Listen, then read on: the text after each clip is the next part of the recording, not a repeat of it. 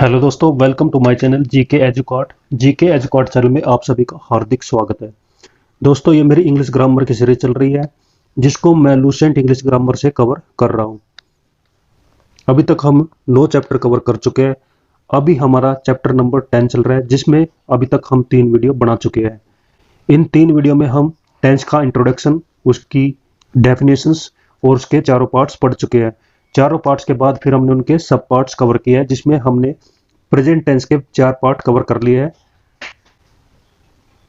आज हम कवर करेंगे पास्ट टेंस के 4 पार्ट्स जो कि रहेंगे पास्ट इंडेफिनिट टेंस या simple past tense, past imperfect या फिर continuous tense, past perfect tense और पास्ट परफेक्ट कंटिन्यूस टेंस। इन चारों पार्ट्स को हम आज के वीडियो में कवर कर लेंगे।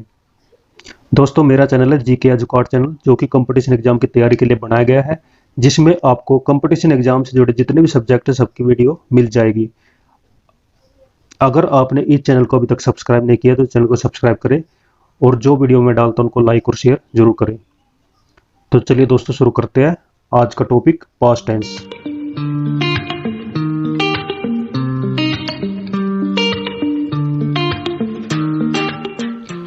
पास्ट टेंस, पास्ट टेंस क्या रहता है? पास्ट टेंस को भूतकाल बोला जाता है, जिसका मतलब है कि हम जो भी बातें भूतकाल की करते हैं यानी कि बीते हुए समय की करते हैं तो उनको हम भूतकाल में रखते हैं, पास्ट टेंस में रखते हैं।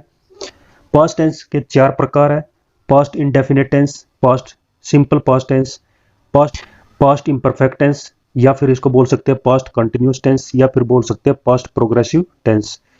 फिर उसके बाद आ जाता है पास्ट परफेक्ट टेंस और फोर्थ आ जाता है पास्ट परफेक्ट कंटिन्यूस टेंस। साथ के साथ इनकी हिंदी भी यहाँ पर दी गई है। सबसे पहले हम शुरू करते हैं सिंपल पास्ट टेंस से। तो सिंपल पास्ट टेंस का जो स्ट्रक्चर बनता है वो बनता है subject plus main verb plus object. Main verb की हम सेकंड फॉर्म यहां पर यूज करेंगे। अब हम पढ़ते हैं use of simple past tense के रूल्स। रूल नंबर फर्स्ट आ जाता है जिसमें बताया गया है कि सिंपल पास्ट टेंस का प्रयोग ऐसे एक्शंस के लिए हम करते हैं जो कि पास्ट टाइम में यानी भूतकाल में एक निश्चित समय पर डेफिनेट टाइम पर घटे हैं। जैसे फर्स्ट एग्जांपल है he went to Mumbai yesterday, she came to see me last night, the building was built in 1999, I bought some chocolates on Sunday last. तो यहां पर आप देख सकते हैं सब्जेक्ट के बाद किसका यूज हुआ है? मेन वर्ब का, जो कि है वेंट, केम, वाज, बोट, जो कि वर्ब की सेकंड फॉर्म है। तो सिंपल पास्ट टेंस में हम सबसे पहले सब्जेक्ट के बाद क्या यूज करेंगे? मेन वर्ब की सेकंड फॉर्म। और साथ के साथ यहाँ पर किन का यूज किया गया है? टाइम एक्सप्रेसिंग वर्ड्स का। टाइम एक्सप्रेसिंग वर्ड्स इससे पहले हमने किस रूल्स में कवर किए थे? सिंपल प्रेजेंट टेंस में। उसके अलावा हमने प्रेजेंट परफेक्ट टेंस में भी टाइम एक्सप्रेसिंग वर्ड्स यूज करने सीखे थे। तो टाइम एक्सप्रेसिंग वर्ड्स हम पहले पढ़ चुके हैं, इनको एक बार और रिवाइज कर लेते हैं। Yesterday, yesterday morning, yesterday noon, yesterday evening, yesterday afternoon, the day before yesterday, the other day, ago, last morning, last evening, last night, last day, last week, last month, last year, last moment, in March 1942, in May 1998। तो ये सभी क्या है? Time expressing words जिनका use हम simple past tense में करते हैं। रूल नंबर 2 जिसमें बताया गया है कि सिंपल पास्ट टेंस का यूज हम पास्ट में हुए एक्शन को एक्सप्रेस करने के लिए भी करते हैं। जो कार्य हमने पास्ट में किए है, बीते हुए समय में किए हैं, उनके लिए भी करते हैं। जैसे the peon boat A cup of coffee, his father came back, I boat this pain in New York. तो ये सभी एक्शन कब हुए? पास्ट टाइम में। नेक्स्ट है रूल नंबर 3 जिसमें बताया गया है कि पास्ट की हैबिचुअल एक्शंस है। जैसे हमने प्रेजेंट टेंस से पढ़ी थी कि हैबिचुअल एक्शन को एक्सप्रेस करने के लिए, हैबिचुअल एक्शन को एक्सप्रेस करने के लिए हम जो कि अभी भी करते हैं उसमें हम सिंपल प्रेजेंट टेंस का यूज करते हैं। उसी प्रकार से पास्ट में हमारी कोई ऐसी आदत थी जो हम यूजुअली करते थे तो उसके लिए भी हम सिंपल पास्ट टेंस का यूज करेंगे। जैसे he went on Sundays, in my childhood I played cricket, she always invited me to dinner, Mohan always carried a bag. जब भी हम पास्ट टाइम के हैबिचुअल एक्शन को एक्सप्रेस करते हैं जब भी हम पास्ट टाइम के हैबिचुअल एक्शंस को एक्सप्रेस करते हैं तो कुछ हम ऐसे वर्ड्स यूज करते हैं जो कि हमारी आदतों को दर्शाते हैं, जैसे always, never, seldom, often, scarcely, rarely, once a week, once a day, once a month, daily, every day, every week, every month, every year. तो ये सभी क्या है, past habitual actions. Use to का भी यूज हम पास्ट हैबिचुअल एक्शंस के लिए करते हैं। किसी सेंटेंस के अंदर हम यूज टू का यूज करते हैं तो वो दर्शाता है पास्ट हैबिचुअल एक्शन। जैसे Gandhi ji use to spin in the afternoon, Gandhi ji दोपहर के समय में सूत काटा करते थे। तो क्या बताता है, पास्ट टाइम का हैबिचुअल एक्शन। उसके अलावा हम वुड का यूज भी हम पास्ट हैबिचुअल एक्शंस के लिए करते हैं। कैसे, she would wait for her lover in the park, वह अपने प्रेमी का इंतजार पार्क में किया करती थी। तो ये क्या है, past habitual action. Rule number 4 जिसमें बताया गया है कि it is time, it is high time, it is about time, in words के बाद हम सिंपल पास्ट टेंस का यूज करते हैं। एग्जाम्पल समझते हैं, it is time he started playing cricket. इसका मीनिंग ये निकलता है, इट इज टाइम, यह वह समय है जब वह यहाँ क्रिकेट खेला करता था। तो इट इज टाइम के बाद किसका यूज किया, सिंपल पास्ट टेंस का। It is high time she left for the bus stop, यह वह समय होता था जब वह बस स्टॉप से चली जाती थी। तो याद रखिए, it is time, it is high time, it is about time, इसके बाद हम किसका यूज करते हैं, सिंपल पास्ट टेंस का।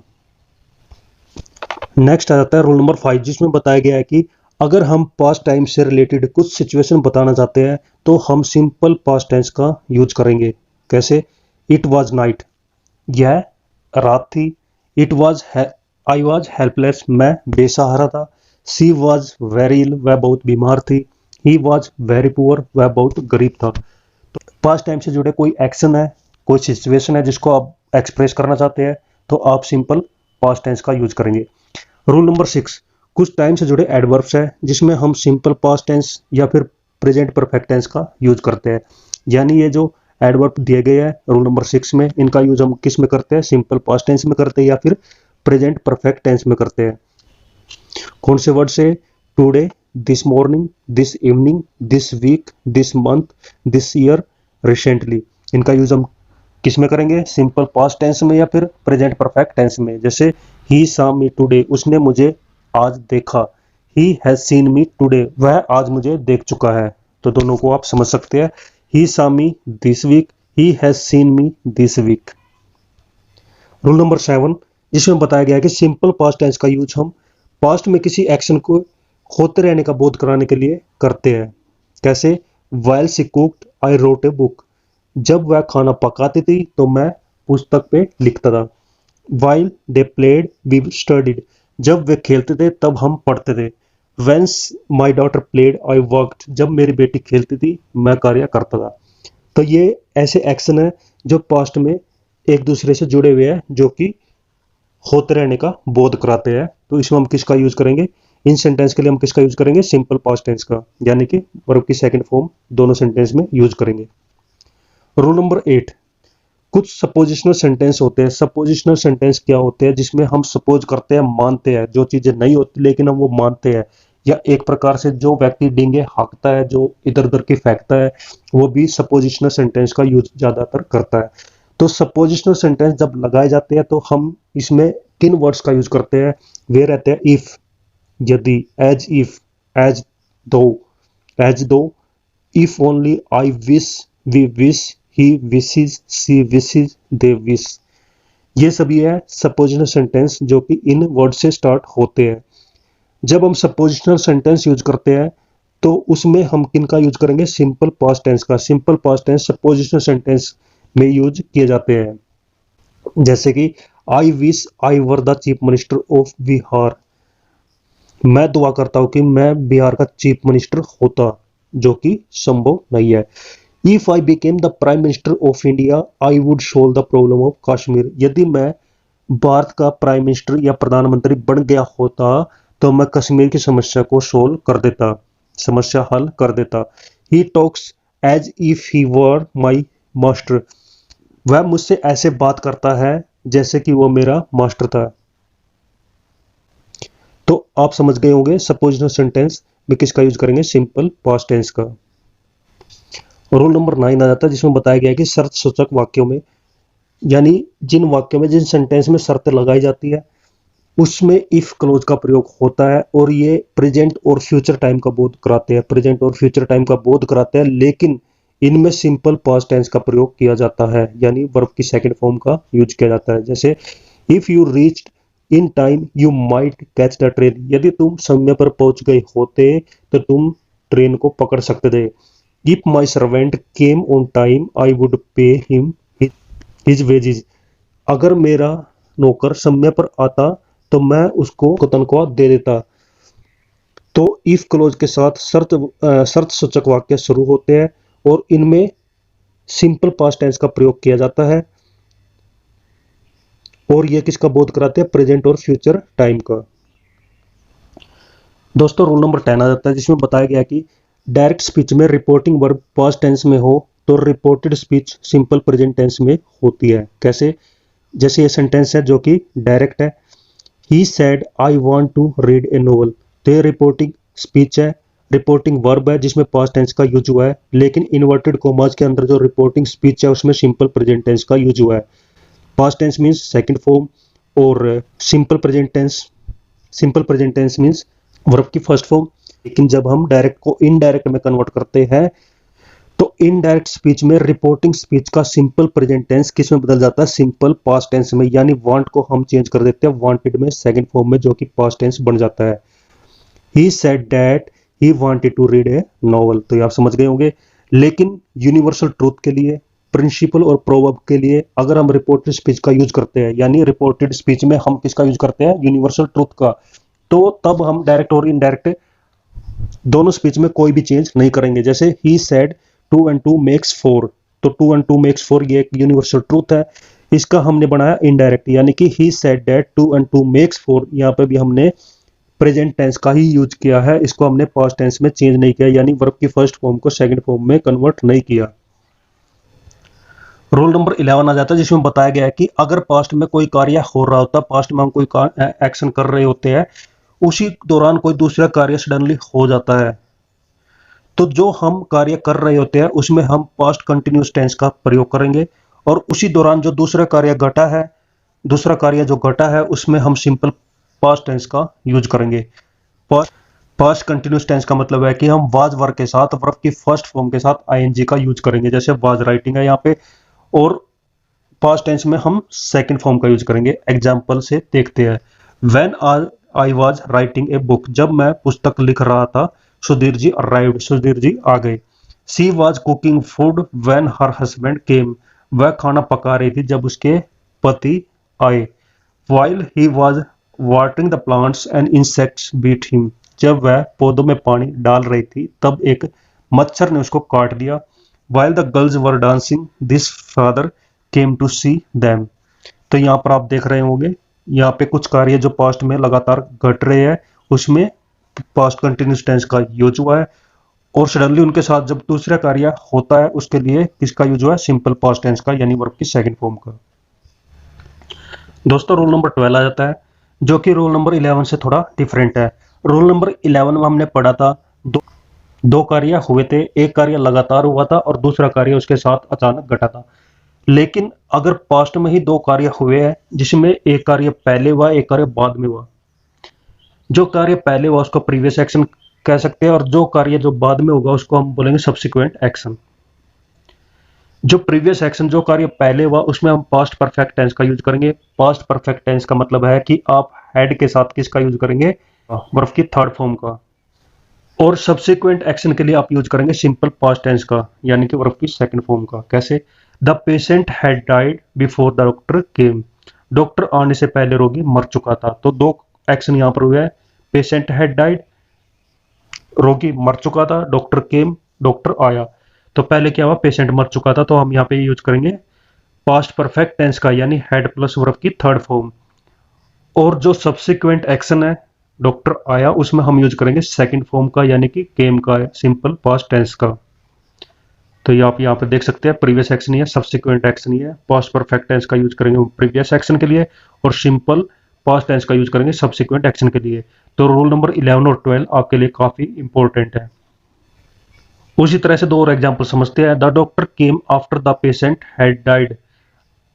रोगी मरने के बाद डॉक्टर आया था।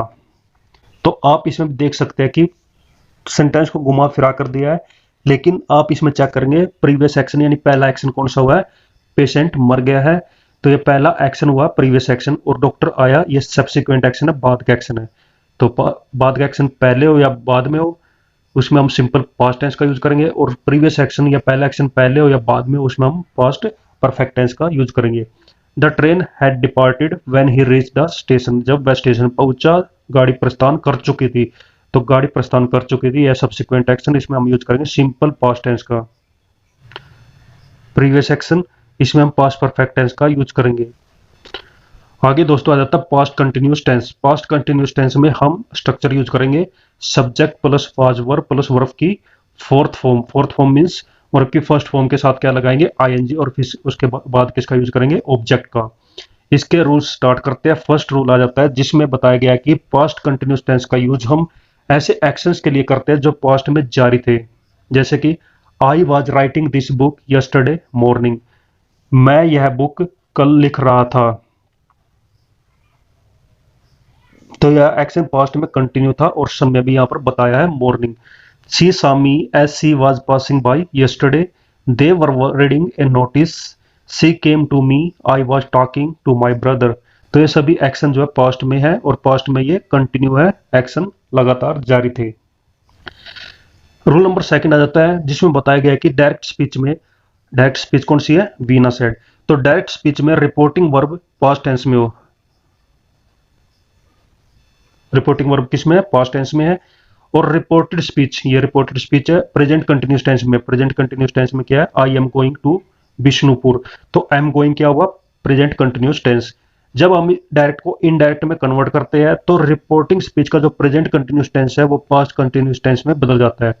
प्रेजेंट कंटिन्यूअस टेंस में हम यूज करते हैं is am are plus verb की फर्स्ट फॉर्म के साथ आईएनजी या वर्ब की फोर्थ फॉर्म बोल सकते हैं।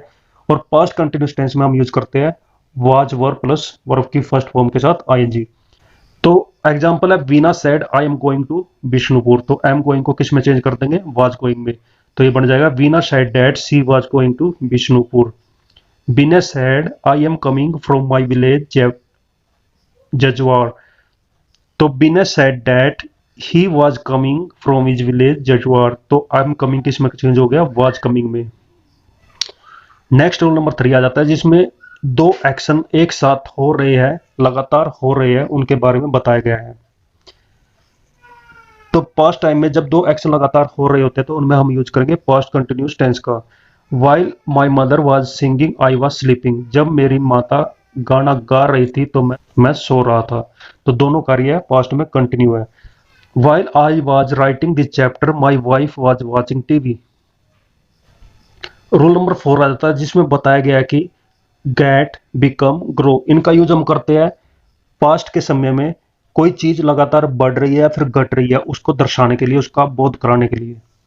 गेट, बिकम और ग्रो का यूज हम किस में करते हैं, इंक्रीज और डिक्रीज के लिए।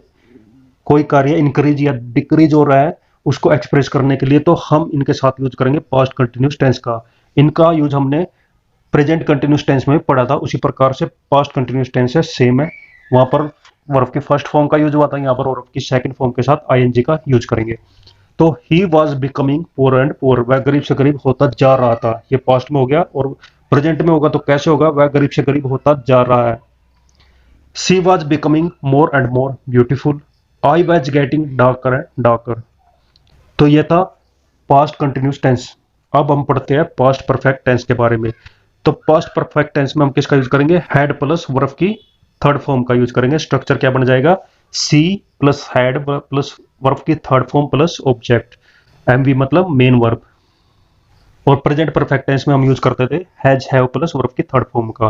तो पास्ट परफेक्ट टेंस में हम यूज करेंगे हैड प्लस वर्ब की थर्ड फॉर्म का। दोनों में डिफरेंस समझिए, आगे बढ़ते हैं। दोस्तों रूल नंबर फर्स्ट आ जाता है जिसमें बताया गया कि पास्ट में दो कार्य हुए। एक कार्य पहले हुआ और दूसरा कार्य बाद में हुआ। जो पहले कार्य हुआ उसको कहेंगे प्रीवियस एक्शन और जो बाद में हुआ उसको कहेंगे सब्सिक्वेंट एक्शन। जो प्रीवियस एक्शन हुआ उसके लिए हम पास्ट परफेक्ट टेंस का यूज करेंगे, और जो कार्य बाद में हुआ यानी सब्सिक्वेंट एक्शन में हम सिंपल पास्ट टेंस का यूज करेंगे। यही हमने पढ़ा था सिंपल पास्ट टेंस के रूल नंबर 12 में, सेम है बिल्कुल। एग्जांपल देख लेते हैं। The crop had destroyed before it रेन्ड।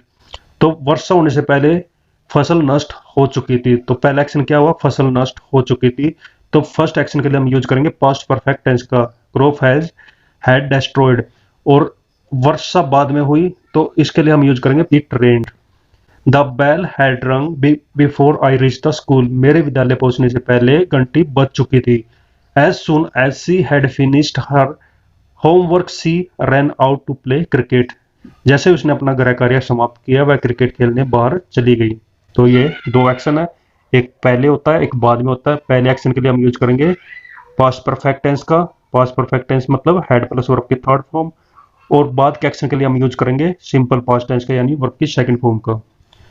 साथ ही यहाँ पर बताया गया कि ऊपर हमने जो एग्जाम्पल पढ़े हैं उनमें यूज हुआ है बिफोर का, एज सुन एज का, व्हेन का, आफ्टर का, जो दो कार्यों को एक साथ जोड़ता है।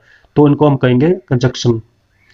इसी प्रकार से हम और भी कंजक्शन वर्ड्स यूज कर सकते हैं, when, after, before, until, as soon as, जो दो कार्यों को जोड़ते हैं। रूल नंबर सेकंड है जिसमें बताया गया है कि डायरेक्ट स्पीच में रिपोर्टिंग वर्ब पास्ट टेंस में है और reporting speech present perfect tense में है। फिर जब हम डायरेक्ट को इनडायरेक्ट में चेंज करेंगे तो प्रेजेंट परफेक्ट टेंस किस में चेंज हो जाएगा, पास्ट परफेक्ट टेंस में, यानी हैज हैव वर्ब की थर्ड फॉर्म की जगह हम यूज करेंगे हैड प्लस वर्ब की थर्ड फॉर्म। जैसे एग्जांपल है he said I have finished my work. तो he said he had finished his work. तो हैव फिनिश्ड का यूज हुआ था रिपोर्टिंग स्पीच में। जब हमने इसमें इसको कन्वर्ट किया इनडायरेक्ट में तो हैव फिनिश्ड किस में कन्वर्ट हो गया, हैड फिनिश्ड में, जो कि पास्ट परफेक्ट टेंस है। वैसे ही है the criminal said I have looted the bank. The criminal said that he had looted the bank. Rule number 3 आ जाता है जिसमें फिर से स्पीच के बारे में बात हो जाती है।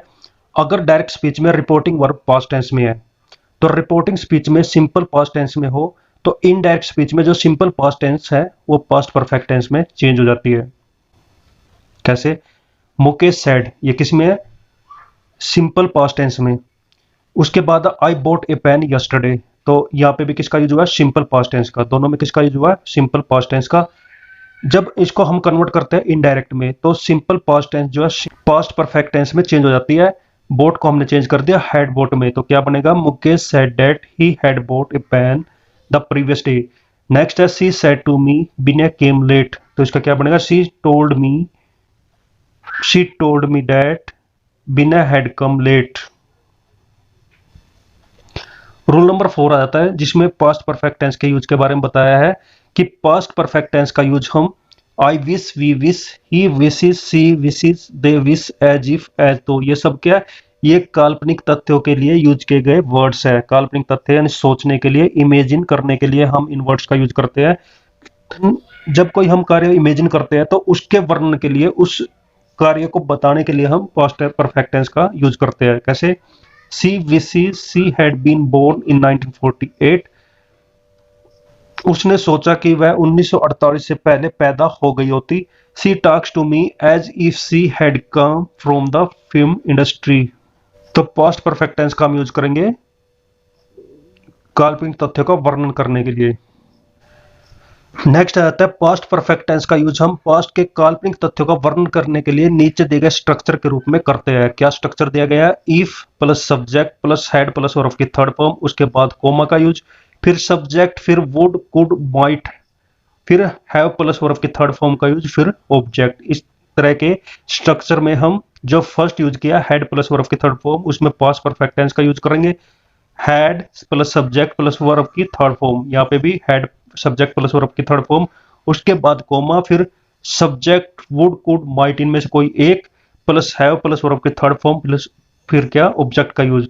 इस तरह के सेंटेंस में ये स्ट्रक्चर के रूप में हम पास्ट परफेक्ट टेंस का यूज करते हैं। तो ये स्ट्रक्चर आपको याद करना पड़ेगा, एग्जांपल से समझते हैं और अच्छे से समझ में आएगा। If the police had come a little before the criminal wouldn't have gone away, तो यहां पर हैड कम क्या हो गया, पास्ट परफेक्ट टेंस। इनमें से किसका यूज हुआ, वुड, कुड, माइट में से वुड का। Had the student studied honestly he would have succeeded, तो वुड हैव के साथ हम किसका यूज करेंगे, हैड प्लस वर्ब की थर्ड फॉर्म का। रूल नंबर 6 आ जाता है जिसमें बताया गया है कि ऐसा वाक्य जिसमें दो भाग स्पष्ट नहीं दिखते, कोई ऐसा वाक्य जिसमें दो भाग स्पष्ट दिखाई नहीं देते, दूसरा कार्य अंडरस्टूड रहता है। ऐसा प्रतीत होता है कि अभिष्ट कार्य जो पहले हुआ है दूसरे कार्य से बहुत पहले फिनिश हो चुका है। जो कार्य पहले हुआ है उसको अभिव्यक्त करने के लिए पास्ट परफेक्ट टेंस का यूज करेंगे। कैसे, Vinay had never gone to Delhi before, Vinay से पहले दिल्ली नहीं गया, तो इसमें यूज हुआ है past perfect tense. Mukesh had reached his house much earlier, much earlier, तो मुकेश बहुत पहले अपने घर पहुंच चुका था, तो ये अभिष्ट कार्य है जो पहले हो चुका है, वो बहुत ही पहले फिनिश हो चुका है। She had already cooked food, वह पहले खाना बना चुकी थी। He had already finished his work, वह पहले अपना कार्य समाप्त कर चुका था। तो आप समझ गए होंगे, आगे देखते हैं। लेकिन जब दो कार्य पास्ट में हुआ है, एक कार्य के बाद दूसरा कार्य हुआ है और दोनों कार्य के बीच में इतना कम समय अंतराल है कि पता ही ना चले तो कि एक कार्य कब खत्म हुआ और दूसरा कब स्टार्ट हुआ, तो इन दोनों कार्यों को अभिव्यक्त करने के लिए हम यूज करते हैं सिंपल पास्ट टेंस का, उसमें हम पास्ट परफेक्ट टेंस का यूज नहीं करेंगे। जैसे When I began to teach him, he began to listen carefully. जब मैं उसे पढ़ाने लगा तब वह सावधानी पूर्वक सुनने लगा। When she began to beat him, he began to abuse her. जब वह उसे पीटने लगी तब वह उसे गाली देने लगा। तो ये दोनों कार्य एक साथ हुए हैं लेकिन थोड़े से मामूली से टाइम के गैप के बाद, तो दोनों में हम यूज करेंगे सिंपल पास्ट टेंस का, हैड प्लस वर्ब की थर्ड फॉर्म का यूज नहीं करेंगे। रूल नंबर 7 आ जाता है, यदि पास्ट में कोई कार्य होने की उम्मीद की गई हो पर वह कार्य पूरे नहीं हुआ और उनके लिए हम वर्ब यूज करते हैं hope, expect, think, mean, intend, suppose, want. तो इस स्थिति में जितने भी ये सारे वर्ब का यूज हुआ है इनको हम पास्ट परफेक्ट टेंस में यूज करेंगे, यानी हैड प्लस वर्ब की थर्ड फॉर्म के साथ इनका यूज करेंगे। कैसे, I had hoped that he would come to see my daughter, तो हैड होप्ड यूज हुआ है जो जिन कार्यों को हमने पास्ट में होने की उम्मीद की है। नेक्स्ट है, he had wanted to see me but unfortunately he fell ill, तो वांट का यूज हुआ है कार्य पूरे होने की उम्मीद में। तो दोस्तों ये वीडियो आज यहीं पर खत्म करते हैं, वीडियो काफी लंबी हो जाएगी। नेक्स्ट वीडियो में हम पास्ट परफेक्ट कंटिन्यूअस टेंस को कंप्लीट करेंगे, उसके बाद फ्यूचर टेंस के सभी टेंस को कवर कर लेंगे। तो कुल मिलाकर हम नेक्स्ट वीडियो में टेंस के चैप्टर को खत्म कर लेंगे। तो दोस्तों आज की वीडियो आपको कैसी लगी कमेंट करके जरूर बताएं। अगर अच्छी लगी है तो वीडियो को लाइक करें, शेयर करें और जिसने मेरा चैनल अभी तक सब्सक्राइब नहीं किया चैनल को सब्सक्राइब करें। तो थैंक यू दोस्तों, हंसते रहिए, मुस्कुराते रहिए, जी जान लगाकर पढ़ाई करिए। बेस्ट ऑफ लक सभी को। Thank you. जय हिंद, जय भारत, वंदे मातरम।